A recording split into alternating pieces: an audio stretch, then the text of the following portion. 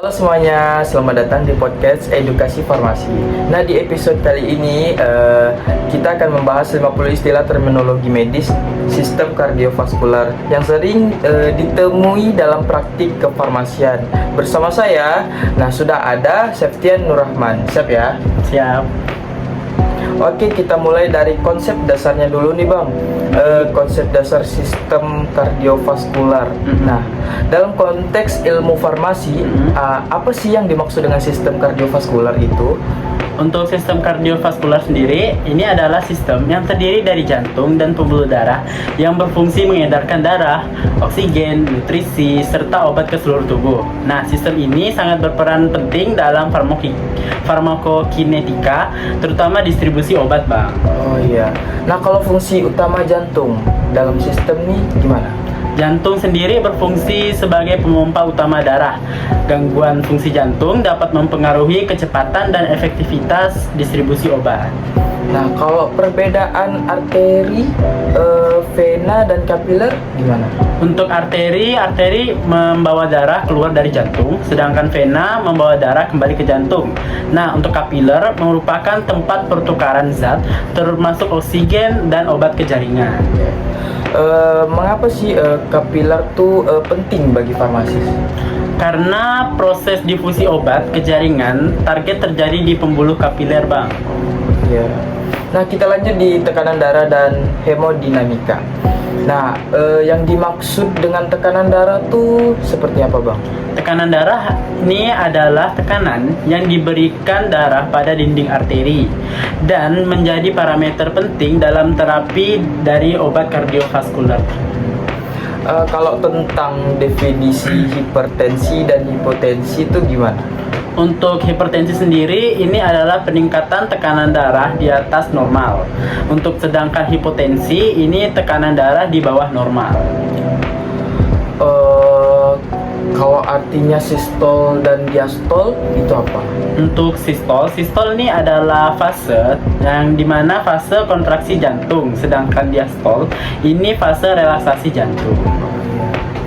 Nah, kalau di istilah ini ada juga namanya curah jantung. Nah, kaitannya dengan obat tuh gimana? Untuk curah jantung ini berkaitan dengan obat karena volume darah yang dipompa jantung per menit, sedangkan curah jantung yang menurun dapat memperlambat distribusi obat. Nah, kita lanjut di bagian irama jantung. Nah, dalam istilah 50 istilah ini ada juga nih namanya aritmia. Nah, bisa dijelaskan? Untuk aritmia ini adalah gangguan irama jantung yang dapat mempengaruhi perfusi jaringan. Oh iya. Nah, kalau tentang takikardia dan brakikardia itu gimana, Bang? Takikardia adalah denyut jantung yang terjadi secara cepat, sedangkan brakikardia denyut jantung yang terjadi secara lambat, Bang. Nah, ada juga istilahnya palpitasi. Palpitasi itu apa, Bang? Untuk palpitasi sendiri, ini adalah keluhan subjektif pasien berupa jantungnya yang berdebar-debar. Iya, berdebar-debar ya. Iya. Kalau fibrilasi itu apa? Fibrilasi sendiri ini adalah kontraksi jantung yang tidak terkoordinasi.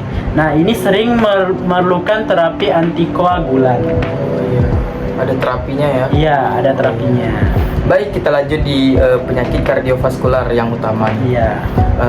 Nah, di dalam 50 istilah ini ada namanya aterosklerosis. Nah, itu apa, Bang? Aterosklerosis adalah penumpukan plak lemak yang terjadi pada dinding pembuluh darah.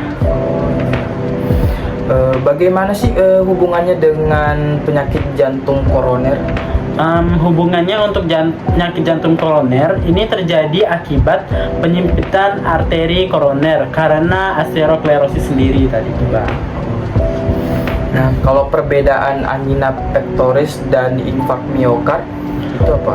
Untuk perbedaan antara angina pectoris dan infark miokard adalah untuk angina pectoris sendiri ini adalah nyeri yang terjadi di dada sementara akibat iskemia.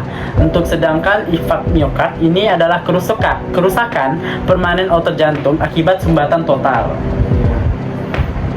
Oke. Kalau untuk gagal jantung gimana? Untuk gagal jantung sendiri ini adalah kondisi jantung yang tidak mampu memompa darah sesuai kebutuhan tubuh. Nah, kita lanjut di darah dan koagulasi. Nah, perbedaan trombus dan emboli itu di dalam 50 istilah apa tuh, Bang? Trombus adalah bekuan darah yang menetap, sedangkan emboli adalah trombus yang berpindah dan menyumbat pembuluh lain. Kalau iskemia dan hipoksia, Bang? Untuk iskemia sendiri ini adalah kekurangan aliran darah, sedangkan hipoksia ini adalah kekurangan oksigen. Nah, di apa sih, Bang, perannya itu hemoglobin? Untuk hemoglobin ini berperan untuk mengikat dan mengangkut oksigen dalam darah. Oke, kita lanjut di pemeriksaan dan tindakan medis. Nah, di 50 istilah ini kan ada itu fungsinya EKG. Nah, fungsinya tuh gimana ya? Untuk fungsi EKG tersendiri tadi ya Bang, EKG ini digunakan untuk mengevaluasi aktivitas listrik jantung. Oh, iya. Kalau untuk ekokardiografi, Ekokardiografi ini digunakan untuk pemeriksaan menggunakan USG untuk melihat struktur dan fungsi dari jantung.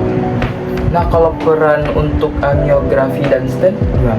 Untuk perannya, angiografi ini untuk melihat penyumbatan pembuluh darah, sedangkan stent ini untuk membuka penyempitan darah. Iya. Oke, selesai sudah. Nah, istilah apa saja yang perlu diingat oleh mahasiswa farmasi? Nah, sebagai penutup kali ini. Istilah-istilah yang perlu diingat mahasiswa farmasi menurut saya yaitu adalah ada atrium, ventricle, katup jantung, vasodilatasi, vasokonstriksi, kolesterol, LDL, HDL, stroke, dan shock kardiogenik, Bang. Oh iya. Nah, kalau boleh tahu, mengapa pemahaman terminologi kardiovaskular penting bagi mahasiswa farmasis? Karena mahasiswa farmasis berperan penting dalam pemilihan obat. Nah, penentuan dosis, pencegahan interaksi obat, dan edukasi pasien kardiovaskular. Oh iya, oke. Baik, terima kasih. Semoga bermanfaat untuk pembelajaran farmasi di podcast kali ini. Kami tutup. Wassalamualaikum warahmatullahi wabarakatuh. Dadah.